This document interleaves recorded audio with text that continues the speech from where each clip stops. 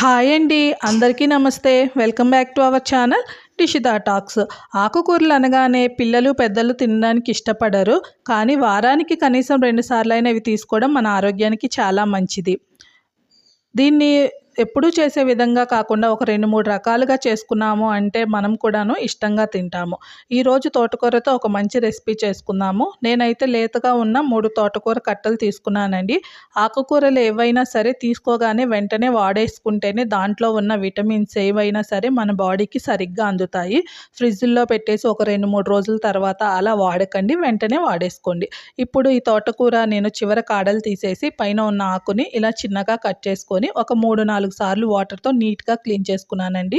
దీంట్లో మట్టి ఎక్కువగా ఉంటుంది కదా. నెక్స్ట్ ప్యాన్లో ఒక 3 టేబుల్ స్పూన్ల వరకు ఆయిల్ వేసేసుకొని, ఒక స్పూన్ పచ్చెనగపప్పు, ఒక హాఫ్ కప్ వరకు పెసరపప్పు వేయండి. పెసరపప్పుతో ఆకుకూర కాంబినేషన్ చాలా బాగుంటుంది.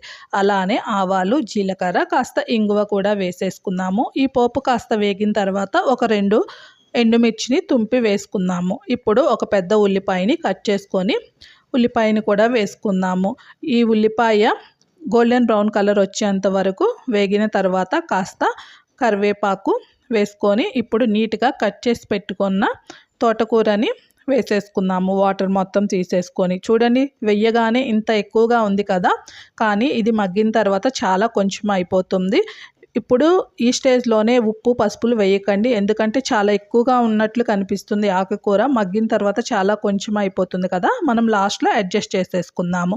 అలానే పైన మూత పెట్టి ఎప్పుడూ కూడాను ఆకుకూరని మగ్గించకూడదండి, కలర్ చేంజ్ అయిపోతుంది. మూత పెట్టుకొని ఉంటే ఇలా గ్రీన్ కలర్గానే ఉంటుంది. అలానే కాస్త ఫ్రెష్గా గ్రైండ్ చేసిన అల్లం వెల్లుల్లి పేస్టు, కాస్త పసుపు, పచ్చిమిర్చి కూడాను వేసేసుకొని ఇలా కలుపుతూ ఆకుకూరను అయితే నీట్గా మగ్గించేసుకుందాము. ఇప్పుడు దీంట్లో ఒక 3 టేబుల్ స్పూన్స్ వరకు మనం శనగపిండిని ప్యాన్లో ఏమీ వేయకుండా డ్రై రోస్ట్ చేసుకొని పక్కన పెట్టుకుందాము అండి. ఇది వేయడం వల్ల కూరకి ఎక్స్ట్రా టేస్ట్ అనేది యాడ్ అవుతుంది. చక్కగా అన్నానికి మంచిగా కలిసిపోతుంది. డైరెక్ట్గా వేసాము అంటే ఇది ఉండలుండలుగా చుడుతుంది, పచ్చివాసన వస్తుంది. సో ఒకసారి వేయించుకొని వేసుకుంటే మంచి టేస్ట్ అనేది వస్తుంది. ఇప్పుడు ఆకుకూర మంచిగా వేగిన తర్వాత టేస్ట్కి తగ్గట్టు కారము, అలానే సాల్ట్ కూడాను వేసేసుకొని ఇప్పుడు మనం సాల్ట్ని అడ్జస్ట్ చేసేసుకుందాము. ఇప్పుడు చూసారు కదా, మరీ కూర ఎప్పుడైనా సరే ఆకుకూరలు డ్రైగా ఉంచుకోకూడదు. ఇలా చేసుకున్నామంటే రైస్ కానీ, చపాతీ, పూరి దేంట్లోకైనా చాలా బాగుంటుంది. పిల్లలు కూడాను చాలా ఇష్టంగా తింటారు.